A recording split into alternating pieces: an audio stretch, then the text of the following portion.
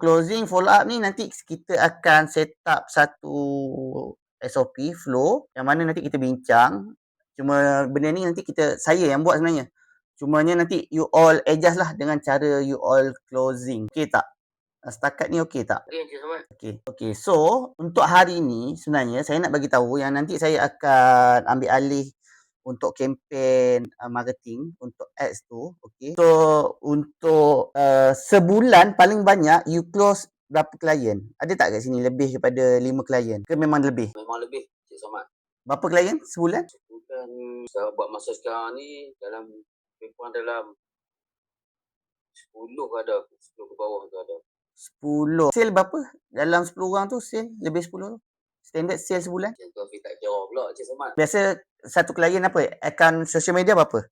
300? Minimum 200. Minimum 200. So 2,000 lah. 2,000 ke 4,000 lah sale. Ya, betul. 2K ke 4K.